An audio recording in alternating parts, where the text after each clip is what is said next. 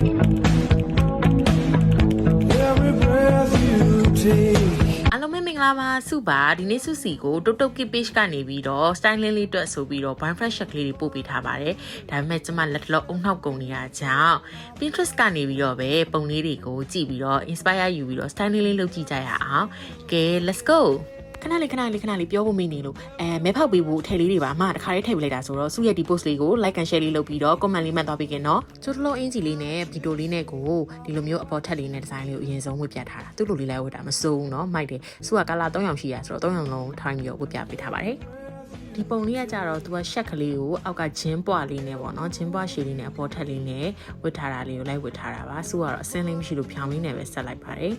ဒီပုံစံလေးကကြတော့သူတို့ဝင်းနေကြပုံစံလေးနဲ့နည်းနည်းကွဲတယ်ပေါ့နော်ရှက်ကလေးတွေကိုဂျင်းနဲ့ထည့်ပြီးတော့ဝတ်တဲ့ပုံစံလေးခါးလေးပူပေါ်သွားတယ်ဗိုက်ချက်သွားတယ်အဖြူလေးကနည်းနည်းရှည်နေတော့လေစုဒီပုံစံလေးနဲ့ဝတ်ပြတော့တခြားဒီဇိုင်းလေးနဲ့ဝတ်ပြပေးမယ်နော်ဒီလိုရှက်ပွားဆိုလို့ရှိရင် stocking နဲ့တွဲဝေးရတဲ့ပုံစံလေးကလည်းမေ့လို့မဖြစ်ဒီလိုကလည်းအရန်မိုက်တယ်ဒီ style လေးကတော့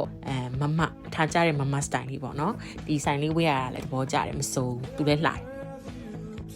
ကဲရှက်နဲ့ဗီတိုလေးလည်းတွဲဝစ်ထားတယ် summer vibe ပုံစံမျိုးလေးပေါ့နော်ဒါလေးကတော့သူတို့ပေါ့ပါအပြင်သွားတာဘာညာနဲ့ဆိုတော်လိုက်ပါဖြူကလေလောင်းကုတ်ပုံစံမျိုးပဲမယ်ဒီလိုတိုလေးနဲ့ဝတ်တော်လဲလှနေရပဲ